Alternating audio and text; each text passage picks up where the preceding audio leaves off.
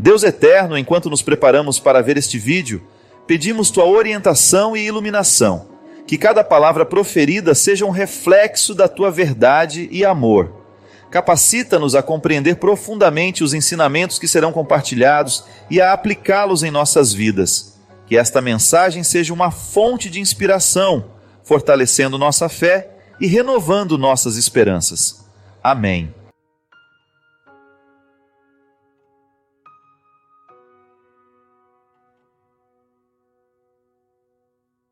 Muito obrigado você que está ligado conosco, você que nos dá a oportunidade de entrar na sua casa, na sua vida, ter a oportunidade de falar hoje com você. Todos nós, de vez em quando, precisamos refletir a nossa vida, pensar naquilo que nós estamos vivendo e naquilo que Deus quer que a gente viva. Nem sempre a vida que nós estamos vivendo é a vida que realmente Deus quer para nós. Quantas vezes a gente reconhece isso? Né? Em muitos momentos da nossa história, eu na minha vida, você na sua vida, você descobre que existe uma inadequação entre aquilo que Deus quer para você e aquilo que você está vivendo. Que às vezes o que nós necessitamos é de uma palavra que funcione como uma chave. Uma chave que abre as portas que nos permitem acessar as nossas necessidades. Porque às vezes a necessidade, ela vai despertar uma atitude, que é justamente o momento que nós fazemos a nossa parte do milagre. Como nas bodas de Caná. Os servos precisaram apresentar as talhas cheias de água para que Jesus transformasse em vinho. Quando eu mexo nas minhas necessidades, eu de alguma forma estou enchendo as talhas de água, porque estou tomando conhecimento daquilo que de fato eu necessito, não o que eu quero. Interessante isso, né? Não basta lutar, tem que lutar do jeito certo, porque às vezes as coisas dão errado na nossa vida, justamente porque nós estamos lutando errado.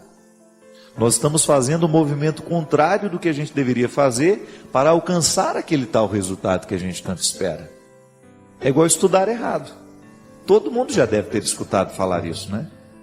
Que não basta estudar, tem que estudar do jeito certo. Às vezes a gente estuda errado, às vezes a gente pega um livro, pega um tema que a gente precisa preparar para o outro dia ou para a aula, a gente fica lá 3, 4 horas seguidas e você não está percebendo que já não está rendendo o que poderia render por causa do cansaço cerebral. A vida é a mesma coisa, minha gente. As regras simples do estudo podem valer para nós também.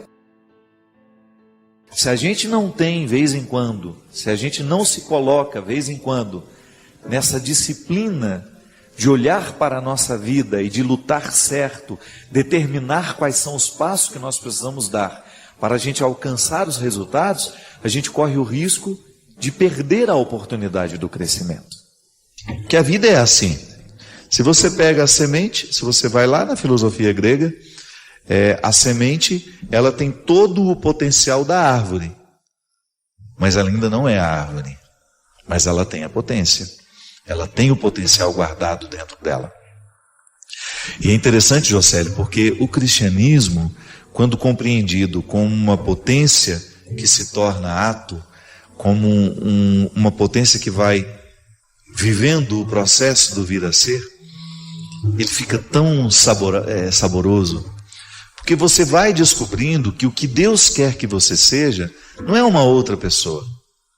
É que você seja você mesmo. Com tudo aquilo que lhe foi dado, o já entregue, mas ainda não tornado. E essa dinâmica, ela é muito inteligente, ela é muito saborosa. E você sabe que com qualquer pessoa, ainda que seja um ateu, vai compreender esse desenvolvimento humano e vai identificar nessa dinâmica algo muito frutuoso. Acho que é bom a gente pensar que nós já temos, mas ainda não sabemos desfrutar do que temos. Nós continuamos necessitados de ouvir as mesmas coisas. E tem um ciclo. A palavra, ela tem um ciclo dentro de nós. Pode observar, às vezes você escuta a mesma leitura lá na missa. Você escutou o ano passado, escutou esse ano de novo, e de repente esse ano foi diferente. Por quê? Aquela palavra, a pá que lavra, né? Ela abre um sulco dentro da gente, ela vem de um jeito diferente, vem de um jeito novo, porque o ser que está escutando é outro. Não pense que você é a mesma pessoa de ontem, não é. Os sentimentos são novos, você viveu experiências novas. Nós somos novos a cada dia, ainda que estejamos envelhecendo. A dinâmica da vida nos coloca na necessidade de ser novos todos os dias. Então, o ouvir de novo é importante, porque ali a gente tem a oportunidade de ruminar. Eu, graças a Deus, estou cada vez mais convicto de que a gente não tem que ter medo dos nossos defeitos. Eu não tenho medo de falar dos meus, sobretudo para as pessoas que me amam, que me acompanham. Elas sabem quem sou eu. Eu gosto de ter a oportunidade de ser verdadeiro. Porque quando eu sou verdadeiro, eu estou me dando a oportunidade de crescer. Se eu fico mentindo para mim mesmo, se eu minto para aqueles que estão comigo e que poderiam me dar uma oportunidade de crescimento, eu estou negligenciando a oportunidade de ser melhor. Mas é tão interessante que nós não precisamos de ouvir muitas coisas novas. Às vezes nós precisamos ouvir a mesma coisa, mas de um jeito novo. Não modifica-se o que diz, mas modifica-se a maneira como ouvimos. Pode ser que eu tenha dito alguma coisa a você há 10 anos que não fez diferença. Mas aquilo que eu digo igual disse há 10 anos, hoje seja para você. Às vezes eu encontro muitas pessoas assim. Sofrem e não sabem por que estão sofrendo. Estão angustiadas, anestesiando suas angústias com comprimidos, com ansiolíticos, o que é um prejuízo imenso. Minha gente, a disciplina da alma ela é tão necessária, porque assim como a gente identifica que tem uma gordura localizada, né, que precisa ser queimada no exercício, a gente também descobre que tem os excessos na alma, no nosso jeito de ser. Quantas coisas no nosso comportamento são agressivas ao outro e também nos adoecem da mesma forma como a gordura visceral, que é essa bendita gordura que gera diabetes, que gera pressão alta, que gera infarto, uma série de doenças cardíacas que nascem dessas gorduras que a gente vai acumulando entre os órgãos. A vida nos estimula o tempo todo a olhar para fora. Nós temos 1000 tecnologias que nos jogam para fora. Mas às vezes, nós precisamos usar essa mesma tecnologia para nos jogar para dentro.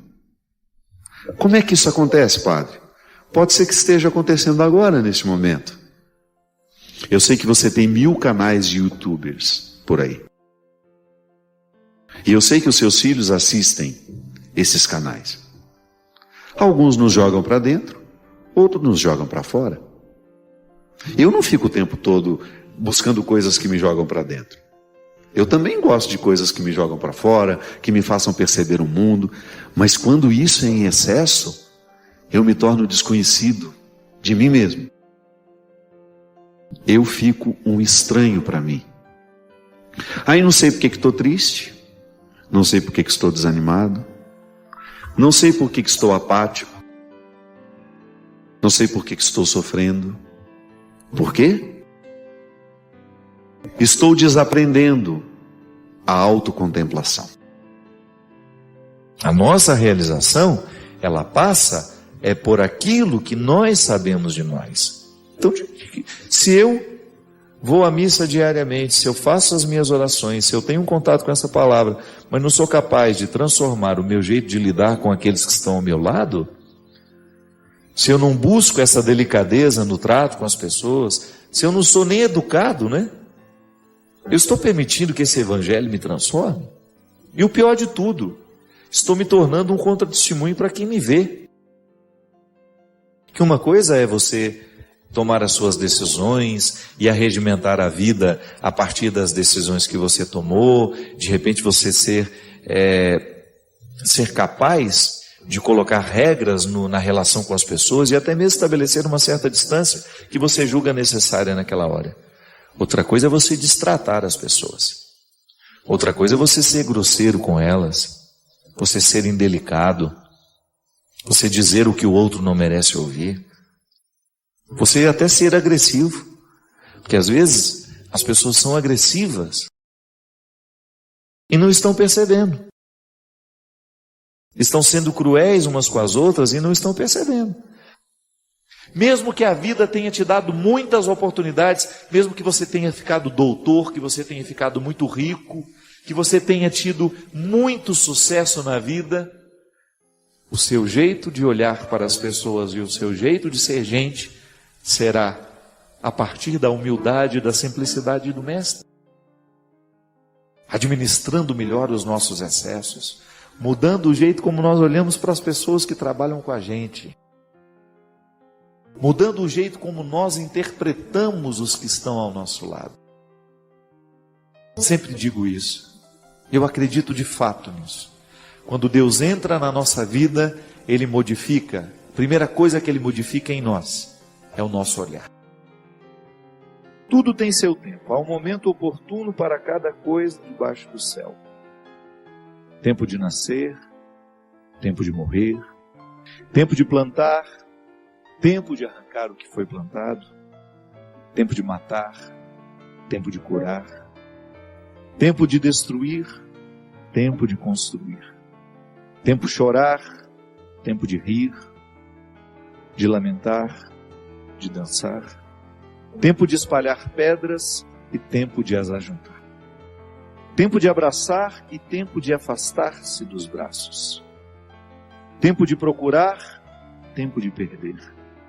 Tempo de guardar, tempo de jogar fora. Tempo de rasgar e tempo de costurar. Tempo de calar e tempo de falar. Tempo do amor, tempo do ódio, tempo da guerra, tempo da paz. Muitas vezes nós matamos a nossa vida ou matamos a oportunidade de viver bem, porque nós não somos capazes de fazer a leitura correta. O que o tempo está nos pedindo? Cada dia o tempo vai nos pedir alguma coisa. E é esse olhar atento que vai dando a gente essa condição, essa clareza de perceber o que de fato hoje grita pelo meu. Qual é a realidade hoje que é inadiável? Às vezes nós somos tão negligentes na percepção disso, que às vezes nós desperdiçamos um mês, um ano, 10, 20, colocando o nosso empenho numa realidade que nem era para aquele momento. E é por isso que é tão interessante a gente desenvolver a habilidade de dizer não e de dizer sim. Que essa é uma habilidade que só a maturidade nos traz. Que às vezes, porque somos imaturos, nós não sabemos nem dizer não. Não sabemos olhar as urgências do tempo. Então a gente vive para agradar o outro. Antes de agradar o outro, você precisa perceber o que a vida está pedindo de você. Que nem sempre aquilo que o outro, aquilo que você pode fazer para agradar o outro, está em consonância com aquilo que a vida está pedindo de você. Mesmo que para a gente crescer, nós temos que ter coragem de cortar muitas coisas. A Sagrada Escritura diz, tempo de matar, tempo de fazer nascer. Tudo depende da percepção para olhar o momento presente e descobrir o que de fato merece o nosso empenho. Quantas vezes eu na minha vida me empenhei no lugar errado, na questão errada. E depois não tem como ser feliz, sabendo que o meu empenho não foi onde deveria ter me empenhado. Não há possibilidade de eu me sentir realizado, de sentir-me bem com as minhas escolhas. Porque o que vai fazer com que eu me sinta bem é olhar para o contexto das minhas escolhas e ficar confortável com aquilo que foi escolhido. Nós estamos muito estranhos a nós. Não é estranho com o outro, não. É estranho a nós mesmos. Eu preciso colocar alma em tudo aquilo que sou eu. Até na casa onde eu moro. E a vida tem me ensinado que a casa não é um aglomerado de paredes. A casa é um sentimento que me ocorre. Não é só uma construção material. Quando eu entro dentro daquelas paredes que eu construí com o meu trabalho, ali eu identifico a alma que me sustenta. É um sentimento que me ocorre. Quando a gente abre a porta da casa, quando a gente entra, é um sentimento bom que nos ocorre. Isso é alma. É quando a matéria está plena de significados. É quando a gente começa a atribuir um significado que ultrapassa as paredes, os móveis, o jardim, o portão de entrada.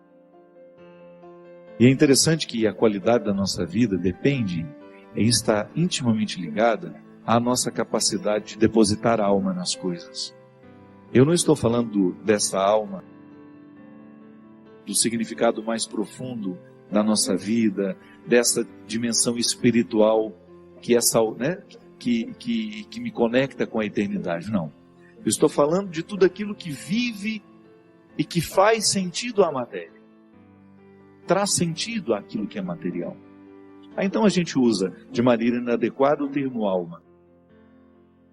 Perceber que os meus objetos estão perpassados por um significado que ultrapassa a matéria.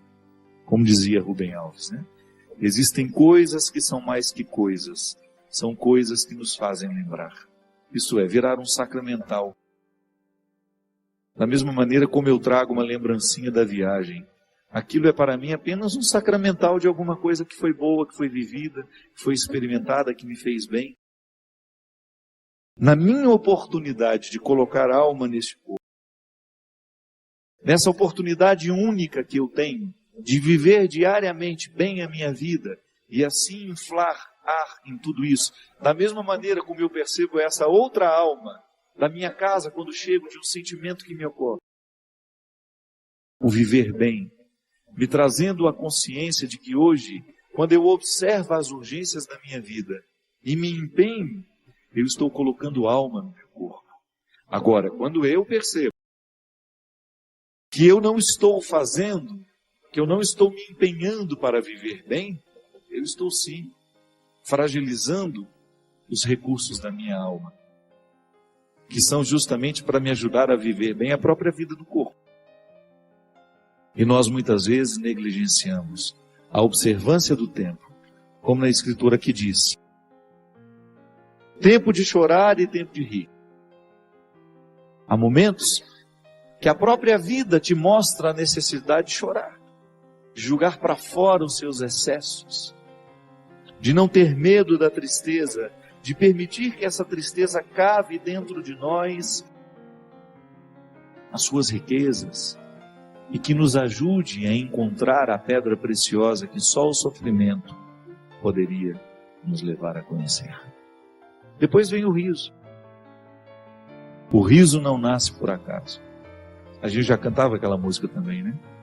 Ando devagar porque já tive pressa e trago esse sorriso porque já chorei demais. O sorriso é o resultado da lágrima bem chorada. O sorriso é o resultado final de um processo de luta que nós estabelecemos, de observar dia a dia qual é o empenho que aquele dia me pede, o que hoje eu preciso fazer para ter o direito do sorriso amanhã. E é bom, você sabe por quê? Porque à medida em que nós estamos passando o perrengue, sabendo que ele será construtivo, já nascem pequenos sorrisos ao longo desse processo. Quando a gente fala de um sorriso final, é apenas a metáfora de um processo bem feito, bem vivido. Tempo de abraçar, tempo de se afastar. Quanto sofrimento, né? Em perceber o distanciamento como necessário ao crescimento do outro. É aquele filho que vai embora para estudar. Não dá para reter filhos. Por isso que é tempo de abraçar, é tempo de cuidar, é tempo de estar junto. E vai chegar um momento em que esse afastamento será necessário para o próprio curso da vida. Depois volta. Mas num primeiro momento a gente precisa do distanciamento. Quando nós observamos o movimento do tempo e as suas urgências, a gente entra dentro do contexto de uma sabedoria irrenunciável à nossa realização humana. Tempo de rasgar, tempo de costurar. Se a gente não tem coragem, muitas vezes, de rasgar algumas realidades, depois jamais conseguiremos viver a libertação dela. Muitas vezes, nós lamentamos perder, quando na verdade a gente vai observar aquilo que a gente perdeu, não foi perda, foi libertação. Quantos relacionamentos precisam ser rasgados para que depois eles sejam costurados do jeito certo? Fazer cair por terra todas as ilusões que nós temos do outro, ou todas as pretensões que nós julgamos em cima do outro. Não. O outro não tem que corresponder às minhas expectativas. O outro tem que ser ele. A vida sempre vai pedir de nós calma, paciência, porque com pressa nós passamos por cima de todas essas necessidades e não somos capazes de reconhecê-las. Que às vezes a vida não está dando certo, é porque você nem sabe exatamente o que você está precisando. Às vezes nós ficamos tão aflitos, tão angustiados, e não sabemos por quê. Faltou chegar ao ponto-chave, onde de fato está iniciando o conflito. Paciência, né? A gente não tem paciência nem para descobrir o que está nos angustiando. É a nossa pressa, é a vida estranha que nós vamos viver. Padre Fábio, sempre sofri muito na vida. Na escola, no meu grupo de amigos, sempre fui muito ridicularizado. Talvez pelo meu porte físico, que dificultava sempre as minhas atividades no esporte, as minhas atividades com os meus amigos. E mesmo tendo emagrecido muito, ainda continuo sofrendo do mesmo jeito. Como é que posso me livrar deste papel, padre? Cansei de ser o bobo da corte e hoje sinto que estou ficando solitário à medida em que não me disponho a cumprir mais o papel que antes eu cumpria. Gente, o que é interessante no questionamento do Júnior, isso vale para muita gente, é o seguinte: todas as vezes que nós estabelecemos relações sociais, a gente acaba distribuindo papéis, né? A gente acaba exercendo um papel e os outros que estão do nosso lado, assim como o Júnior fez o papel de bobo da corte, fez com que ele criasse dentro dele esse personagem e o levasse adiante. Por quê? É muito interessante isso. Nas relações sociais que nós estabelecemos, um papel sustenta o outro. Quando a gente, por exemplo, ridiculariza alguém e a gente está em grupo, ridicularizar o outro faz a gente sentir-se bem com a gente mesmo. Já observou isso? E aí você percebe que no momento em que você ri de alguém, o outro está prestando um papel social, isso é, está mantendo a sua alegria, está mantendo a sua satisfação. Isso é terrível, mas é uma realidade que acontece o tempo todo. Tanto é que nas relações familiares, a psicologia nos ajuda a entender isso, que o tempo todo nós estamos exercendo um tipo de papel. Por exemplo, você tem na família o bem-sucedido, mas você também tem o mal-sucedido. Você tem aquele que alcançou o sucesso, mas você tem a vítima. E muitas vezes a vítima é mantida na relação com aquele que é bem-sucedido. Porque, lamentavelmente, as relações humanas sempre passam pela comparação. E sempre aquele que está numa situação favorável acaba desempenhando esse papel social, que pode ser não só dentro da família, mas pode ser também no seu grupo de trabalho, onde quer que ele esteja. É por isso que quando a gente fala de relacionamentos, a gente precisa ter muita consciência e clareza, e por isso a gente precisa aprofundar sempre mais as questões humanas, para a gente começar a identificar duas coisas importantíssimas. Qual é o papel que eu presto nas relações? Como é que as pessoas me interpretam? E depois, como é que eu permito que elas me interpretem? Porque uma coisa é você ser ridicularizado uma vez e você aceitar. Outra coisa é você ser ridicularizado a vida inteira e isso tornar-se importante para você manter o vínculo com as pessoas. E muitas vezes a vítima é mantida assim. O bem-sucedido faz questão que a vítima esteja sempre do seu lado, porque é o melhor jeito que ela tem de se sentir bem-sucedida. Como é que uma pessoa vai se sentir bem-sucedida se ela não estiver se comparando com alguém? Não é verdade? E às vezes essa comparação, ela acontece o tempo todo e a gente não percebe que está acontecendo. Dentro de casa, por exemplo, Júnior, não é só na sua relação com seus familiares, com seus amigos, o tempo todo você também presta um papel social. Agora, meu amigo, você precisa tomar cuidado, porque você é que está permitindo que esse personagem vá adiante. E é você que o criou e é você que terá que destruí-lo. Não são os seus amigos que vão mudar em relação a você, mas é você que tem que mudar, primeiro, diante de você mesmo. Como é que você se interpreta? Porque se alguém um dia achou que você era o bobo da corte, que você era o mais gordinho, mais engraçado, mais isso, mais aquilo, hoje você precisa começar a identificar dentro de você que já passou essa época, que você não tem que levar esse fardo adiante. Isso acontece muito dentro das nossas casas, dos nossos grupos, quando você percebe que uma pessoa tornou-se prisioneira daquilo que ela permitiu que os outros fizessem dela. E é pavoroso isso, pavoroso. E nas relações familiares, muitas vezes o nosso irmão fracassado ele é mantido por nós que somos bem-sucedidos. Porque no momento em que nós alimentamos a relação de dependência, então eu cuido dele o tempo todo, eu dou tudo aquilo que ele não tem, eu faço de tudo para que ele se sinta um pouquinho melhor naquele fracasso que ele está vivendo, eu acabo mantendo-o no fracasso. E é por isso, aí a gente entende um pouquinho aquilo que a gente diz, que pai que fica bajulando demais os filhos, dando tudo o que eles querem, protegendo-os da vida. Uma coisa é você educar para a vida e para a coragem, outra coisa é você proteger o filho o tempo todo, impedindo que ele cresça.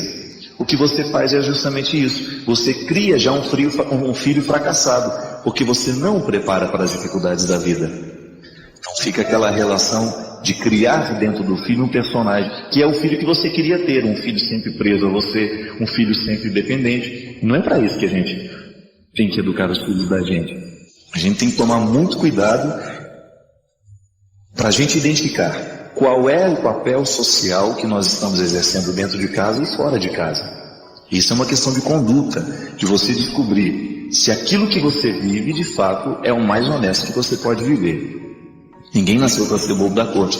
E nós muito facilmente elegemos esses bobos da corte, né? Porque a gente precisa deles. A gente precisa ter sempre o ridículo do nosso lado. E aí a gente tem que tomar um cuidado. Inclusive, gente, dentro do seminário isso é muito comum. O lugar onde a gente é educado, posso dizer, que vivi a vida toda no seminário. A gente corre o risco de ter sempre aquele mais bobinho, que todo mundo faz de mais bobinho, e vai ficando mais bobinho, mais bobinho, mais bobinho. O tempo passa e ele não aprende a não ser outra coisa senão não ser o mais bobinho. É um crime que a gente comete com eles, porque quando a gente permite que uma pessoa esteja cumprindo esse papel, é aquele bonzinho que todo mundo faz dele o que quer, não significa que a gente vai extrair a bondade dele não, e retirar, seja mal agora, não é isso. Significa que nós vamos dizer e lutar para que ninguém seja limitado a ser apenas este bobinho. Não.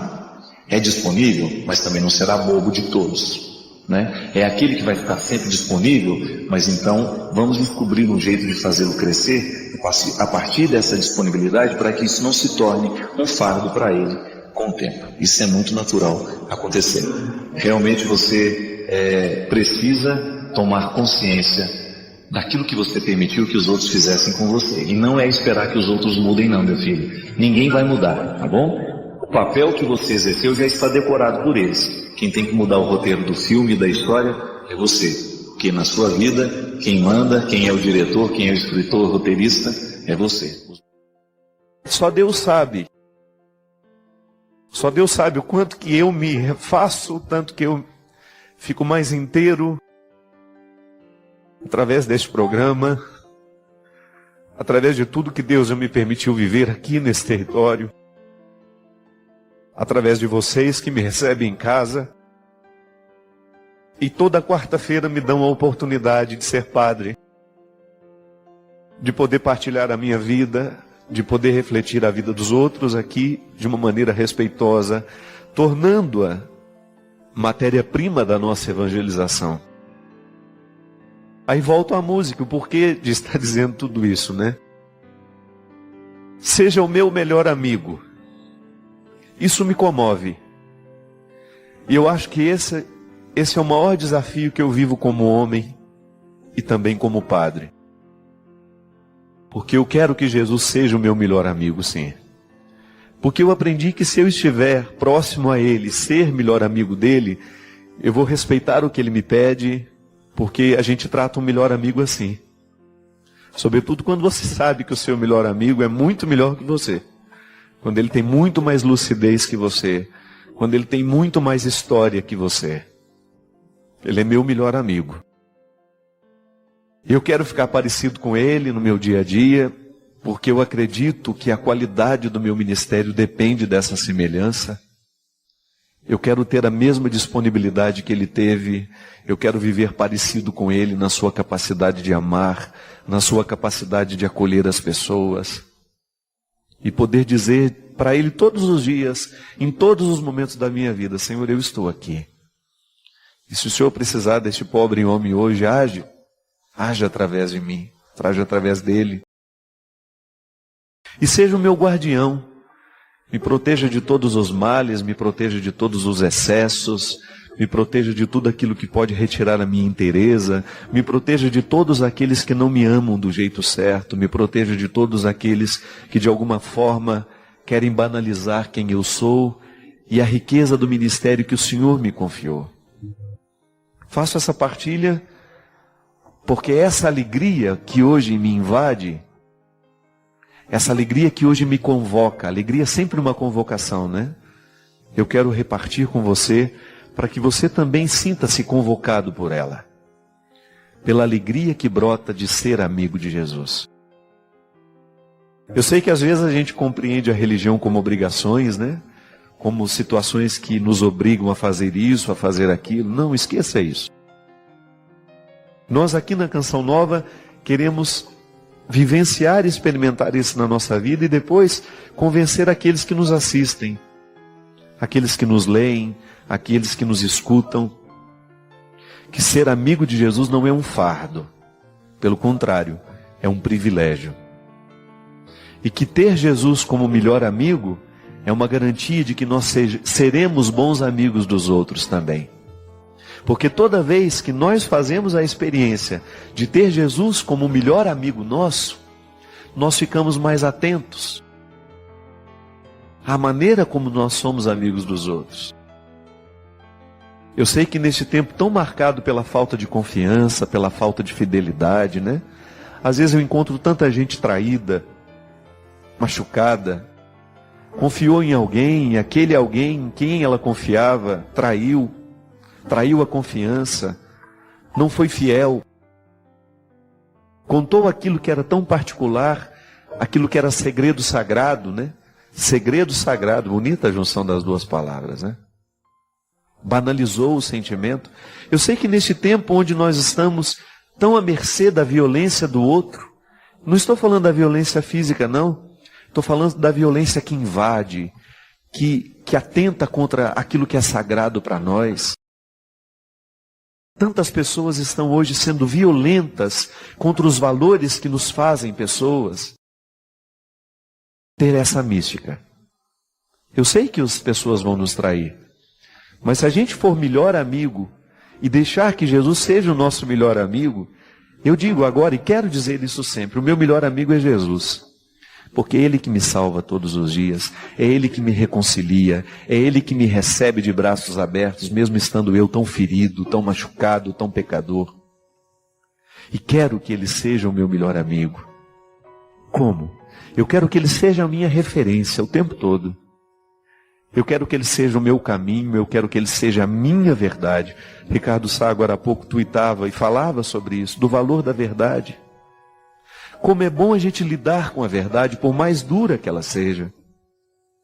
E Jesus não trabalha com a minha mentira e nem está disposto a me receber quando eu quero mentir para Ele. Porque com a mentira Ele não pode fazer nada na minha vida. Por isso só me resta ser verdadeiro diante dEle. Esparramar as minhas misérias sobre a mesa e ter a consciência de que Ele acolhe tudo isso, desde que seja a minha verdade. Ser melhor amigo dele e permitir que ele seja o nosso melhor amigo. É a gente estabelecer esse vínculo, minha gente, que não nos deixa ficar paralisados. O crescimento espiritual é isso, é avançar na amizade com Jesus. E porque sou amigo dele, me interesso pela vida dele. Não é obrigação eu ler a Sagrada Escritura. Não é obrigação eu participar da missa todos os domingos. Não é obrigação eu fazer a minha oração diária. Não. É privilégio. Porque quando rezo, quando faço a leitura dos evangelhos, quando participo da Eucaristia, eu tenho a oportunidade de estar a sós com o meu melhor amigo. A religião é isso. Eu gosto de dizer isso. Orar é a gente estar em audiência particular com Deus. É a gente ser recebido em audiência particular por aquele que tudo sabe de nós. E ali, naquele momento de intimidade, a gente ter a oportunidade de partilhar o nosso coração, de partilhar as nossas dificuldades e de entregar a Ele, na certeza de que Ele não vai banalizar, nem tampouco desconsiderar o que nós entregamos a Ele. Porque o melhor amigo, o verdadeiro amigo, sabe nos respeitar. E eu gostaria de lhe convidar neste programa, e a partir deste programa, você também trazer a mística dessa amizade com Deus. Crescer na fé é você crescer na amizade com o Senhor. Orar é você estabelecer oportunidades de crescimento no Senhor. E tudo aquilo que nós fazemos, porque a religião nos propõe, não é outra coisa senão dar passos na direção do amadurecimento dessa amizade. Uma amizade madura é sem dúvida fruto de muito esforço, de muito labor. A gente não fica amigo íntimo da noite para o dia. Pode até ter facilitadores, a gente tem muita coisa em comum, mas a confiança é um elemento que se dá aos poucos. E essa confiança que nós precisamos ter em Deus, ela também se dá pelo processo de se aproximar deste Deus e de tentar conhecê-lo, através de tudo aquilo que está à nossa disposição, através de tudo aquilo que a igreja nos entrega como um tesouro de salvação, que nós vamos aos poucos descobrindo. Eu sei que você tem muitas dificuldades na sua vida, eu sei que às vezes a solidão é pesada, eu sei que às vezes você não tem alguém para telefonar ou bater na porta e pedir que lhe ajude. Não perca tempo. Faça da sua experiência com Jesus uma experiência de amizade, para que você tenha nele essa oportunidade de dividir o que você é, o que você sente. Aproxime-se de Deus e faça com que cada vez mais a sua proximidade com Ele gere uma amizade fecunda. Para que você também tenha o direito de cantar essa música, quem sabe todos os dias, ainda que seja um trechinho dela, e implorar e solicitar para que o seu processo de fé saia da esfera da obrigação e entre na esfera do direito, do privilégio